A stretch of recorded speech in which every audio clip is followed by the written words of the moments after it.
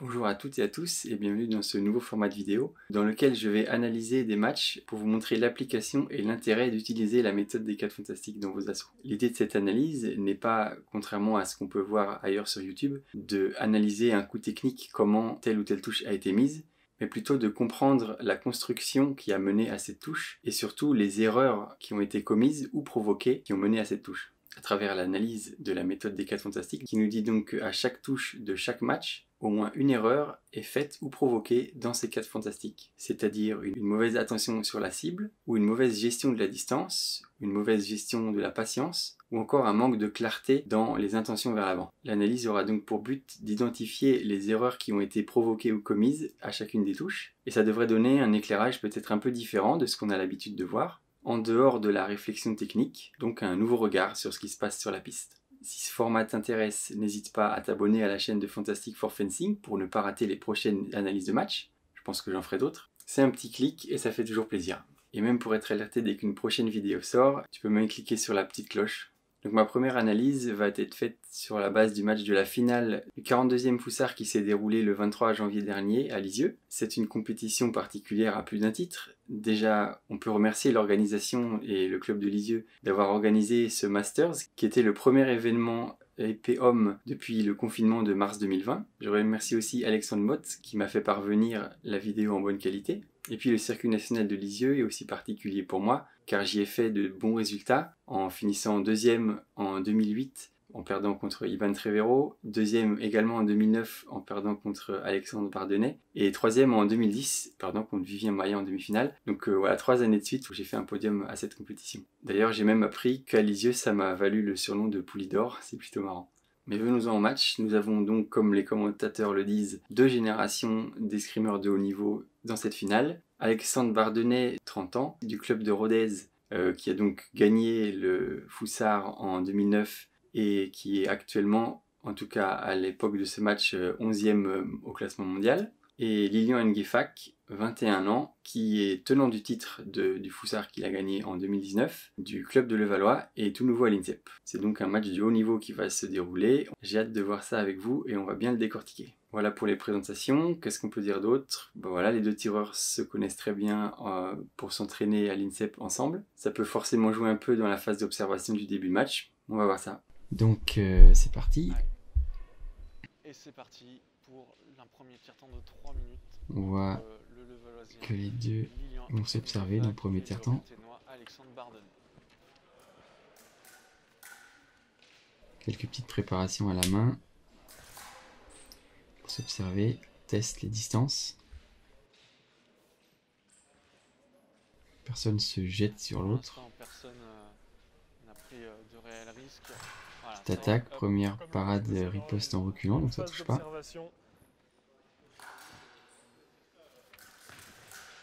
Pareil, ah voilà, touche au pied. Alors, qu'est-ce que nous dit la méthode? Première touche, attaque au pied, c'est une belle touche. On peut voir qu'il a fait une petite préparation à la main pour fixer Lilian sur sa ligne haute avant de porter son attaque au pied. Donc je remets l'extrait. Alors regardez, hop, petite fixation, et hop, attaque au pied. Donc c'est le moment de comprendre ce qui s'est passé, notamment pour Lilian qui a plutôt subi ces premiers échanges. Que nous dit la roue du cycle de l'amélioration continue? Je ressors le schéma, mais pour mieux savoir comment fonctionne la méthode des 4 fantastiques, je t'invite à aller voir la vidéo où je décris un peu plus tout ça, ou te procurer le livre directement. Donc voilà, touche mise côté Alexandre. On est dans la première cercle violet. On intègre la solution. Ça veut dire qu'on doit comprendre les conditions de réussite de l'action.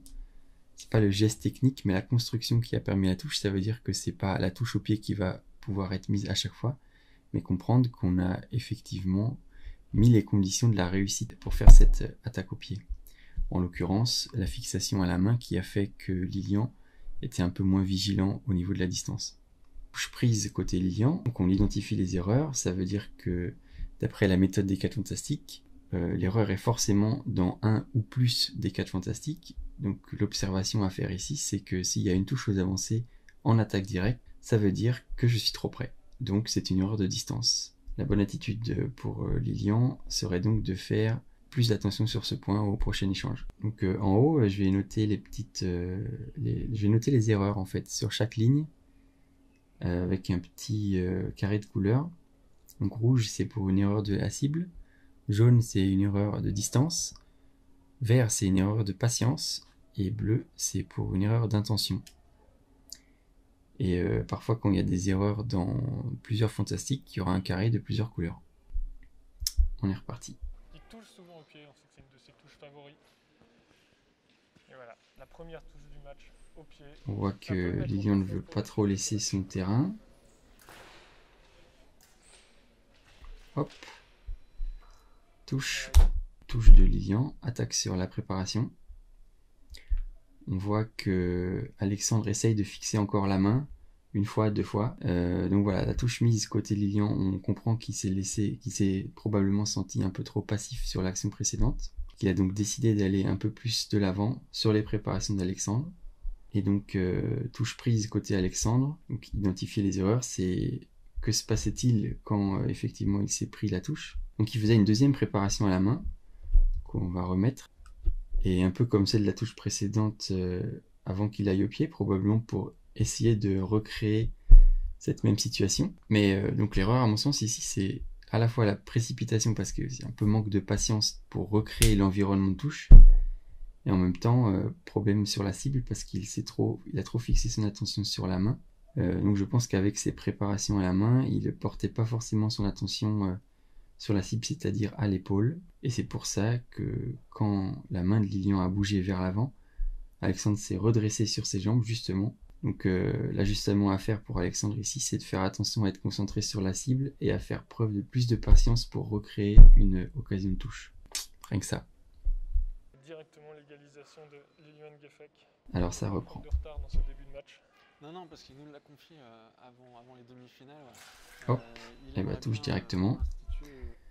Donc là, qu'est-ce qu'on peut dire? Donc on comprend qu'Alexandre il a resserré son intention vers l'avant, c'est pas juste pour préparer mais aussi pour toucher. Côté Lilian, ce qu'on pourrait analyser, c'est qu'il déclenche un peu vite. On a bien vu sur la touche d'avant que Lilian essaye d'attaquer sur la préparation. Là on peut voir que Lilian il se déploie un peu, pas avec une intention assez claire. Pour rappel, les intentions vers l'avant c'est au nombre de 3, soit faire partir, soit faire réagir, soit pour toucher. Et donc il ne faut rien faire vers l'avant si on n'a pas une intention très claire dans ces 3 là.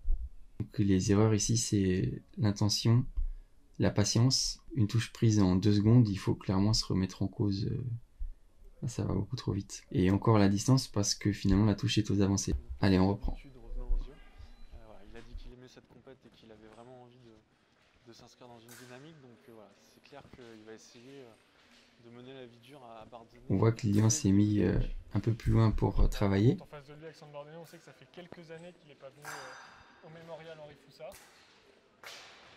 Mais déjà vainqueur et pourquoi pas...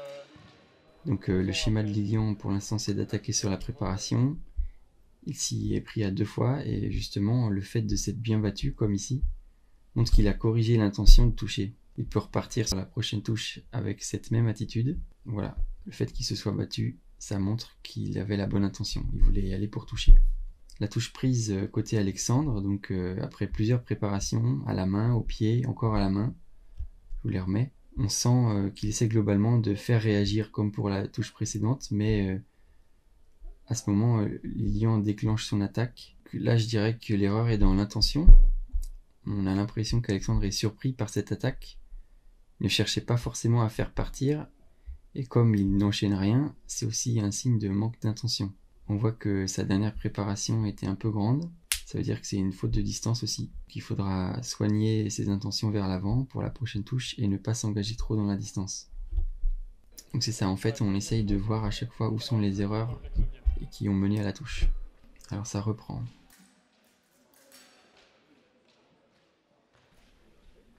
On voit qu'Alexandre prépare encore à la main, attaque au pied.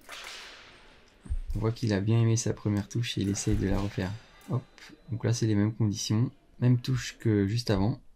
Donc on voit que Lilian déclenche pour toucher, même s'il est pris sur le premier temps, il continue son action, donc il est dans la bonne intention. Et donc pour Alexandre, pareil qu'avant, on voit qu'il fait plein de préparations, peut-être par un léger manque de patience. je pense qu'il force un peu sur ses préparations et du coup ça donne des fautes de distance et d'intention. Donc il se fait encore prendre un peu par surprise sur la préparation, donc il doit vraiment être plus patient et plus lucide dans l'intention de ses préparations. Devant au score pour la première fois de ce match, 3-2. Hop là, petite touche directe sur le aller. Donc Lilian, c'est une petite prise de risque payante, sans réelle préparation. Et donc ça, c'est un peu une qualité des types énergétiques 1. D'ailleurs, je t'invite à aller voir la vidéo sur les types énergétiques. Notamment, j'explique comment ça fonctionne et le profil d'Alexandre Bardonnay aussi. En tout cas, voilà, les types énergétiques 1, ils peuvent déconnecter leurs actions de leur préparation. Et ça peut surprendre. Donc là, touche mise côté Lilian aux avancées, donc c'est une distance maîtrisée, une bonne intention. C'est un peu la première fois qu'il prend l'initiative, donc entre les touches précédentes en contre-attaque et cette attaque, on peut dire qu'il crée de l'incertitude en variant son jeu, donc c'est top. Côté Alexandre, il faut tout de suite se dire touche aux avancées, donc il faut que je fasse attention à la distance. Et puis aussi, comme c'est sur le aller, à être un peu plus vigilant dès le début. Voilà, c'est ça en fait l'objectif de cette analyse, c'est que certes, c'est une belle action, waouh, super, il a fait un fouetté à la main. Par contre, ça nous apporte rien si on reste là-dessus. Qu'est-ce qu'on doit apprendre de ce genre de touche quand on se la prend? Bah là, en l'occurrence, on était trop près, puis être un peu plus vigilant. L'extérieur de la main, qui permet de prendre un petit écart dans cette finale. Touche encore de Lilian aux avancées encore, donc au pied cette fois-ci. Un peu comme une revanche pour la première touche qu'il s'était prise. Donc voilà, bonne distance, bonne intention, c'est une bonne phase de jeu pour Lilian et on voit qu'il a un peu plus d'initiative et il sait ce qu'il fait. Côté Alexandre par contre, donc voilà, encore une faute de distance. Et aussi niveau intention, on voit que ses préparations sont moins incisives. On pourrait dire qu'il va vers l'avant juste pour avancer. C'est une erreur d'avancer pour avancer. Donc ça fait plusieurs touches qu'il se prend sur la marche, par faute d'intention, donc il va falloir qu'il ajuste quelque chose là. Alors je comptais vous demander en début de ce match s'il n'y allait pas avoir un peu d'observation de la part de NGFX, s'il n'allait pas un peu regarder finalement l'expérimenté Bardonnay, mais en fait voilà, clairement il y va sans complexe. Voilà, c'est sûrement leurs nombreux entraînements ensemble. Touche côté Alexandre. Donc attaque directe, pit marche fente, un bon changement de rythme, impeccable. Juste sur l'invitation de Lilian, on va regarder. Hop là, ouais. Côté Lilian, qu'est-ce qu'on peut dire? L'attaque directe, ça veut dire que c'est une faute de distance a priori, mais on voit que Lilian fait 2 ou 3 petites préparations, peut-être sans réelles intentions, au sens faire partir ou faire agir, on sait pas trop, du coup c'est une faute d'intention je dirais cette fois-ci. C'est-à-dire qu'il s'engage, on sait pas trop pourquoi, lui-même ne sait pas trop pourquoi, c'est des petits automatismes, préparation. À l'INSEP, c'est que les tireurs peuvent s'entraîner ensemble au moins 3 fois par semaine, donc depuis le début de l'année ça commence à faire pas mal de séances ensemble. Est-ce que vous faites bien de le rappeler si Bardonnay est finalement un tireur de l'INSEP depuis de nombreuses saisons. Pour Lilian Nguefak, c'est très nouveau puisque suite à sa victoire à Lyon l'année dernière, il est parti en touche. Ok. Donc là, on voit que Alexandre a un peu intensifié ses préparations. Il cherche à être un peu plus menaçant. Il a compris que Lilian essaye de partir sur ses préparations. Du coup, il les fait un peu plus incisives pour le dissuader. Et donc, voilà, avec une bonne distance et des belles invitations, il peut contre-attaquer et toucher. Bien joué. Il a compris ce qu'on lui faisait et il adapte son jeu. Du coup, côté Lilian, on peut dire que c'est une faute d'intention et de patience parce qu'il part vraiment sur la provocation d'Alexandre. On entend même dire non, parce qu'il sait qu'il n'a pas vraiment décidé de déclencher, il est parti, il s'est fait déclencher quoi. Donc voilà, faire attention là à la patience et à l'intention. Les entraîneurs pro-nationaux lui ont proposé d'intégrer l'INSEP en septembre, mais forcément c'est quelque chose qu'on ne refuse pas dans la carrière d'un athlète. On ne peut pas refuser d'entrer à l'INSEP. Après voilà, il avait fait quelques années donc, au pôle France Relève de Reims. Hop là. Donc là c'est Lilian qui touche parade riposte. Donc c'est un peu la même situation que tout à l'heure, sauf que cette fois c'est avec une bonne intention. Il fait une toute petite action vers l'avant pour faire partir, qui lui permet de prendre l'attaque d'Alexandre en parade. Et puis côté Alexandre, manque un peu de patience, on voit qu'il déclenche son action un peu vite. On voit qu'il attaque sur la petite préparation de Lilian, comme tout à l'heure, sauf que cette fois-ci, Lilian avait une bonne attention dans sa préparation. Il s'attendait à l'attaque d'Alexandre, Et surtout, comme il a manqué de patience, Lilian est encore trop lucide sur ses préparations. L'importance d'être patient, c'est aussi de réussir à faire baisser la lucidité de l'adversaire. En moins de 10 secondes, forcément, on est encore lucide. À ce niveau-là, on a le physique qui tient. Allez, ça reprend. Hop, double sur le aller. Donc encore une prise de risque. Donc cette fois-ci double, ça veut dire qu'il n'a pas forcément réussi à surprendre Alexandre. Donc ça veut dire aussi qu'Alexandre est un peu plus vigilant. Il s'est un peu ressaisi par rapport à cette situation. C'est reparti. Lilian qui ne laisse pas du tout de répit à Alexandre Bardonnay. Alors on voit bien que 12 touches ont déjà été inscrites dans ce début de match, même si on est bientôt déjà à la fin du premier tiers-temps. On voit des attaques. Hop là. Belle contre-attaque. Donc Alexandre, ça veut dire qu'il est à bonne distance maintenant. Et il profite un peu du manque de patience et d'incisivité de Lilian. On voit qu'il avait fait une première attaque un peu loin. Il avait raccourci le bras. Donc là, Alexandre est encore bien lucide dans l'échange. Et donc à bonne distance, ça marche. Qu'est-ce qu'on peut dire côté Lilian, qui se prend la touche, donc se fait contrer en arrêt pour la deuxième fois. C'est encore un peu un mélange de faute de patience et d'intention. On entend encore qu'il s'exclame « Oh non !» Et donc il sait qu'il n'a pas tenu ses jambes assez dans l'échange et que donc son attaque n'était pas assez incisive pour toucher. Comme je disais, il avait déjà une première attaque un peu dans le vide qui montrait l'impatience de Lilian et aussi la vigilance d'Alexandre plutôt dans l'échange sur cette distance. Et voilà, Alexandre Bardonnay qui reste au contact, l'écart ne se creuse pas dans le match. Ouais, parce que même si on mène de touches, il ne faut pas faire n'importe quoi sur ce type ça de reprend. match. On voit que voilà, c'est deux escrimeurs de très haut niveau, donc dès qu'il y a la moindre erreur, on essaye de sanctionner. Ah oui, ça fait partie. Alexandre Bardonnay fait partie des meilleurs épéistes internationaux. Donc voilà, une erreur face à lui directement, on est sanctionné. Attaque au pied. Donc voilà, ça montre encore qu'Alexandre a vraiment bien compris la distance dans le jeu là, entre ses contre-attaques et ses attaques simples qui touchent. C'est que voilà, il maîtrise la distance. Côté Lilian, maintenant vous le savez, touche au pied donc aux avancées, ça veut dire qu'il y a un souci de distance. Mais on constate aussi que Alexandre a fait un léger passage à la main dans son attaque au pied. Donc on pourrait dire aussi que Lilian suit un peu trop la main d'Alexandre. C'est une petite faute d'attention sur la cible, je dirais. Et on voit, il recolle tout de suite à égalité.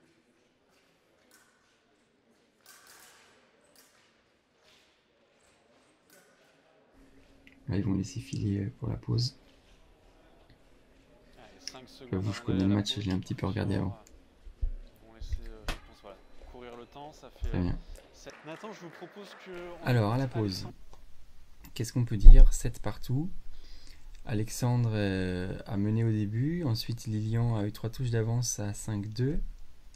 En étant plus incisif sur ses attaques, sur la préparation. Et ensuite, Alexandre a réussi à recoller à 7-7, justement en faisant plus attention dans ses intentions vers l'avant et en ajustant sa distance, ce qui lui a permis de faire des contre-attaques, des attaques. Il était plus juste dans l'échange. On sent que les deux tireurs savent réfléchir et adapter leur jeu. On a vu de très belles touches dans toutes les phases de jeu, en attaque, en contre-attaque, en parade riposte. On peut aussi constater que le jeu se déroule principalement dans le terrain de Lilian. On pourrait dire dans l'analyse de l'esprit de l'épée qu'on a Lilian qui est plutôt profil contreur et Alexandre plutôt presseur. Chacun essaye de faire entrer l'adversaire dans la distance d'attaque, soit pour faire partir, soit pour entrer justement dans l'attaque sur la préparation. Dans l'ensemble, 7-7 au premier tiers-temps, ça va un peu vite. Ça valide qu'il y a des fautes de patience des deux côtés, comme on a pu le voir. Sans doute parce qu'ils se connaissent bien et du coup... ils essayent d'appliquer rapidement les solutions qu'ils se connaissent entre eux à l'entraînement. Mais ce sont des erreurs, hein. A priori, qu'on connaisse ou pas le tireur, il faut construire nos touches. Mais on peut aussi imaginer que ça reflète l'envie de ne pas se laisser marcher dessus. Et du coup, ils sont vite dans les distances de danger. On a vu aussi, notamment dans la remontée d'Alexandre, que les erreurs de Lilian ont surtout été provoquées par Alexandre. Ce n'est pas des erreurs intrinsèques dans le jeu de Lilian, c'est que Alexandre le mène vers ces erreurs-là. De déclencher son attaque par provocation sans être assez patient avec la bonne intention. et c'est au-delà de toute considération technique. Peu importe la technique, une erreur dans ces 4 fantastiques mène à se faire toucher, que ce soit parce qu'on fait l'erreur ou parce qu'on nous a provoqué à faire cette erreur. D'où l'importance de se concentrer sur ces 4 fantastiques pour ne pas faire ces erreurs et devenir intouchable. Donc pour la reprise, il faudrait se concentrer bien sûr sur les 4 fantastiques, en tout cas a priori se concentrer sur ceux sur lesquels on a fait le plus d'erreurs. Donc ça veut dire pour Lilian a priori être plus patient et pour déclencher au meilleur moment. Et pour Alexandre, a priori il est sur une bonne lancée, donc continuer d'être dans les bonnes intentions et dans la bonne distance. On voit que ce sont 2 paramètres qu'il maîtrise pour l'instant. Alexandre, hein, pour qui la victoire à l'IG, ça a compté quand même en 2009. On rappelle que 10 ans après, il remportait sa première Coupe du Monde, c'était à Heidenheim. Et là, il est allez, on reprend. À Lisieux, début de la deuxième reprise, 7-7. Nathan, c'est serré. Alors on voit que ça prépare encore aux avancées. Voilà, c'est difficile de prévoir le vainqueur, mais voilà, on voit que... On a vu que c'était Lilian qui cherchait à amener dans son terrain, peut-être pour attaquer sur la marche, comme il a réussi dans la première période. Mais bon, attaque directe de Alexandre sur une petite marche, nickel. On sent qu'il saute sur l'occasion pour vraiment sanctionner toutes les erreurs de distance ou d'intention que pourrait faire Lilian. Donc côté Lilian, effectivement, petite faute d'intention. Il a avancé sans intention très claire et voilà, Alexandre était là pour sanctionner. On voit qu'il n'y a pas le droit à l'erreur à ce niveau, une demi-marche de trop, et c'est assez pour faire une erreur dans la distance également. Se faire toucher en attaque directe, c'est aussi un signal qu'on est peut-être trop près. Essayer de faire partir et se prendre la touche, c'est qu'à un moment on a fait une préparation trop grande, on était trop près. Donc là, il faut qu'il fasse attention sur l'intention et la distance. Bardonnet est sur une série de 3 touches consécutives. Donc voilà, il inverse un petit peu la tendance du match, même si voilà, l'écart d'une touche à l'escrime c'est très peu. C'est important de mettre la première touche au retour de la pause. Oui, voilà, ça permet. On voit que Lilian s'est mis effectivement un peu plus loin. Et de dire voilà, je suis dans mon match, je suis rentré, je suis prêt à prévenir l'autre, voilà, la pause m'a fait du bien. Double. Je te préviens, je suis prêt pour la suite. Donc là ça veut dire que personne n'a réussi à faire la différence. Alexandre attaque sur la préparation, mais Lilian est plus incisif et a une meilleure distance, donc il est moins surpris. Courbé dans le bon sens. Ouais, l'épée doit être... Alors ça, l'épée est propre à chaque tireur forcément, mais en général, les épées sont un petit peu courbées vers le bas pour être directement placées vers la main de son adversaire pour être tout le temps menaçant. Donc voilà, après, forcément, On voit que les touches sont plus travaillées. Ils se montrent plus patients parce qu'ils ont vu qu'à la moindre erreur, on était sanctionné. Avec des poignées cross, ce qu'on appelle, donc c'est des poignées qui permettent d'avoir plus de force dans la tenue de l'arme. Ah, touche. Un peu bizarre, on n'a pas trop vu avec le changement de caméra. Mais en contre-attaque, en tout cas, Alexandre, on voit qu'il met une grosse pression physique sur Lilian. Il n'y a pas vraiment de répit dans son terrain. Il est toujours au contact. Et voilà, Lilian, de son côté, une attaque qu'il a lancée en tiroir, comme s'il voulait attaquer des jambes mais défendre de la pointe. Donc je pense que sur cette touche, il y a une erreur d'intention. Et donc faire aussi attention à déclencher l'attaque pour toucher uniquement. Donc encore un léger manque de patience qui lui aurait permis de tenir un peu mieux son attaque et déclencher un meilleur moment. On sent qu'il pensait avoir fixé Alexandre sur les jambes, mais Alexandre a eu le bon réflexe de rester devant et de toucher en opposition. Donc encore une fois, comme je disais, c'est pas que Lilian a fait des erreurs, c'est que la pression physique qu'impose Alexandre pousse Lilian à la faute. Touche qui est accordée, un petit moment d'hésitation pour Annie. Ah, ça reprend. Je pensais qu'elle était au sol, mais non, la touche a bien été accordée par l'arbitre. Ça fait désormais 10 à 8 et hop là. 11 à 8 pour Alexandre Bardonnet. Tout de suite, voilà touche à la main un peu rapide en milieu de piste. Donc côté Alexandre, coup lancé à la main, bonne intention, bonne distance, rien à dire. Côté Lilian, maintenant on le sait, touche à l'avancée, égal je suis trop près. Il faut qu'il soit plus vigilant sur la distance. Attention aussi à sa position de garde, de bien rester en ligne. Parce que là ça ne pardonne pas, surtout à petite distance. On voit qu'il s'est avancé en allant chercher le fer. Donc c'est une intention un peu floue par rapport aux 3 intentions valables d'aller vers l'avant. Et là 11-8 alors qu'il menait 7-5, il en est à se prendre 6-1 dans les dernières actions. Et en plus, ça fait pas mal de paramètres à corriger pour serrer le jeu là. On le voit dans son attitude, même corporelle, il commence à être un peu perdu. Qui est très fort sur les différentes avancées, que ce soit la main ou le pied. Voilà, on sait que il essaye encore au pied, Alexandre. Il sait que c'est une touche qui fait mal psychologiquement et du coup il continue de faire des petites préparations ou même attaques au pied pour garder cette pression et cet impact psychologique fort. Et tout de suite, voilà, ça porte le score à 3 touches d'avance pour Alexandre Bardonnay. Hop là, sur cette au action. top. Attaque composée, 1-2, marché fente, impeccable techniquement. Là encore c'est très propre. On voit dans l'échange que Alexandre cherche à gêner Lilian avec des préparations aux avancées, donc à la main, au pied. Lilian il essaye de faire pareil, mais à chaque fois Alexandre est à la bonne distance pour faire tomber dans le vide et il reste patient pour pas déclencher au mauvais moment. Donc là c'est vraiment Alexandre qui a le contrôle de l'échange.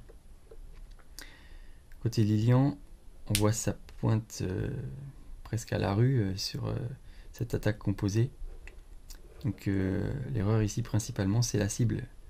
L'attention de Lilian est sur la pointe d'Alexandre. Il a suivi sa feinte pour parer et s'est fait tromper par le changement de ligne. C'était un beau batté dégagé. Comme il a suivi la pointe, qui a encore une fois une erreur qui a été amenée par Alexandre, et donc pas la cible. Donc Lilian s'est aussi bloqué sur les jambes parce qu'il a trop suivi la pointe. Donc encore une fois, c'est pas que Lilian ne se concentre pas correctement, c'est qu'Alexandre a mené Lilian à prendre son attention sur la main. Dans l'échange, on voit quelques déplacements plus tôt.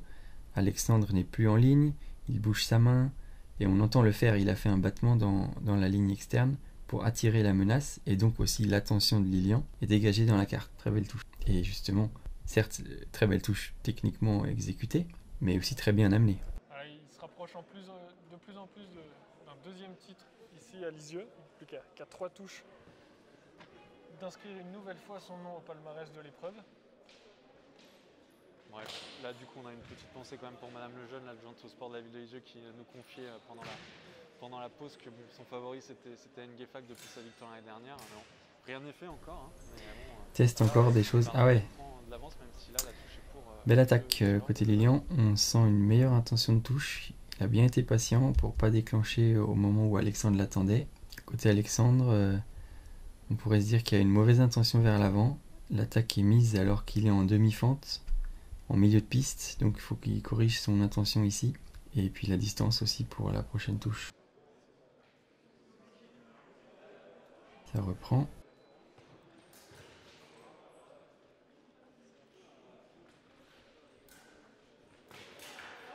Yes. Alexandre, donc bonne intention vers l'avant, de provoquer et de rester pour toucher et rester devant. Par contre côté Lilian, manque de patience encore.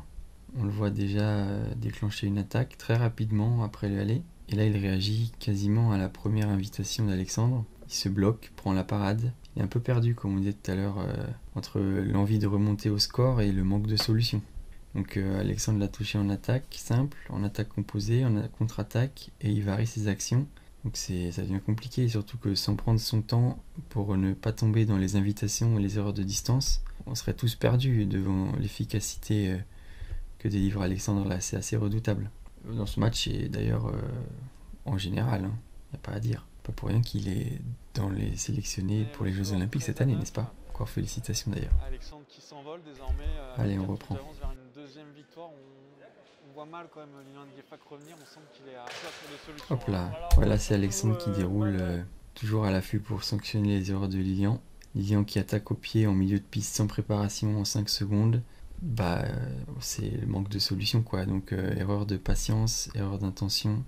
Chercher à ouvrir le jeu en allant au pied, c'est une illusion qu'on peut avoir quand on perd sa lucidité. L'ouverture du jeu, ça doit se faire par le rythme, dans l'échange. Là, ça ressemble un peu à un coup de désespoir. Et voilà, face à Alexandre, c'est sanctionné direct. 14-9, on sent Lilian qui n'y croit plus trop. Voilà, il n'est plus qu'à une touche. Il était favori de cette compétition depuis le forfait de Yannick Borel. Et il va sûrement répondre présent. Voilà. Je vais pas parler avant qu'il ait vraiment gagné. On voit la différence d'intensité et de volonté à 14-9. Ça semble très probable quand même. Belle attaque, touche. Voilà. Donc Alexandre, belle attaque avec une vraie intention de toucher. Il semble pris dans la parade, mais il continue avec détermination, et donc pour mettre la 15e touche. Côté Lilian, malgré un peu plus de patience, ou peut-être plus de précaution, parce que voilà, potentiellement c'était la dernière action, donc on sent qu'il est un peu à meilleure distance, mais les préparations ne gênent pas Alexandre, et c'est pas lui qui mène l'échange de toute façon.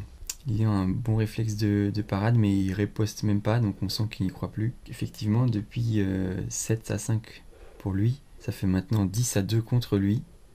Donc il n'a pas vraiment réussi à trouver de solution, à la fois en distance, en intention et en patience. Donc 3 des 4 fantastiques. On l'a même vu faire des erreurs de cible, donc là ça devient compliqué. C'est trop d'erreurs et donc trop de touches. Souvent, comme on l'a dit, provoqué par Alexandre.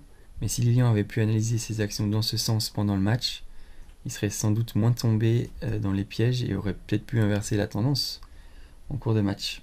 Donc voilà, fin du match. Je vais reprendre la vidéo de l'autre côté et on va faire le bilan des erreurs et des points positifs pour ne pas repartir du match sans apprendre quelque chose. Parce que n'oublie pas, tu gagnes ou tu apprends. Donc Alexandre a gagné, mais Lilian doit apprendre de cette défaite. Alors, le bilan des erreurs et des points positifs de ce match, puisque l'idée c'est de ne pas repartir d'un match sans avoir appris quelque chose. Comme je disais, on gagne ou on apprend, et c'est pas parce qu'on a gagné qu'on n'a rien à apprendre, cela dit. Donc on voit que Alexandre, dans le deuxième tiers-temps, n'a fait que 2 erreurs, d'après la méthode des 4 fantastiques, en tout cas il ne s'est pris que 2 touches. C'est qu'il a appris des problèmes qu'il a rencontrés dans la première période. Avec l'analyse de ce match, donc pour une première fois où j'analysais les 2 tireurs, parce que d'habitude j'analyse pour moi comment ne pas faire les erreurs, mais là du coup j'ai vu les 2 facettes, ça m'a permis d'apprendre que les solutions de touche se créent par nos bonnes intentions, car ce sont elles qui vont provoquer les erreurs adverses. Il s'agit donc d'être rigoureux sur nos intentions vers l'avant, tout en ne faisant pas nous-mêmes des erreurs dans les 3 autres fantastiques. J'ai fait un petit tableau pour essayer de résumer les différents types d'erreurs qui ont été faites par les 2 tireurs, Lilian et Alexandre. On voit donc que Lilian a fait a priori 8 fautes d'intention, donc ça lui a coûté 8 touches, que ce soit une faute pure d'intention où on a vu mêlée avec peut-être de la distance ou de la patience, tandis que du côté d'Alexandre, a priori, il y a eu plus de soucis au niveau de la distance, en tout cas en première période, et il a su ajuster sa distance et être plus incisif dans ses intentions, et donc gagner le match. Et justement, les intentions plus incisives ont davantage provoqué les erreurs de patience et de distance de Lilian en deuxième période. Bon, voilà en gros pour mon analyse, en tout cas j'espère que ça t'a intéressé. Est-ce que tu as vu d'autres choses sur ce match? Une autre façon d'analyser? Je suis curieux de savoir ce que tu en as pensé. N'hésite pas non plus à me dire ce que je peux améliorer dans ce format d'analyse. Je suis très curieux et j'ai envie de toute façon d'en faire d'autres et de mieux en mieux. Mets-moi aussi en commentaire si tu penses qu'il y a des matchs qui seraient intéressants à analyser, comme ça j'irai voir et puis voilà, j'analyserai le match avec cet angle de la méthode des 4 fantastiques. Dis-moi aussi si le format te semble intéressant, avec ces petits ronds de couleurs, j'ai essayé de trouver quelque chose qui puisse être ludique et assez vite compréhensible. Donc merci d'avoir suivi cette vidéo, peut-être un peu longue, en tout cas j'espère très intéressante. Bien sûr, ça implique d'avoir vu la vidéo sur la méthode des 4 fantastiques ou d'avoir lu le livre. Je vais mettre des liens dans les descriptions, etc. N'hésite pas à aller voir. Voilà, pour cette première vidéo d'analyse, ça m'a bien plu de la faire. J'espère qu'il y en aura d'autres, avec grand plaisir. Salut!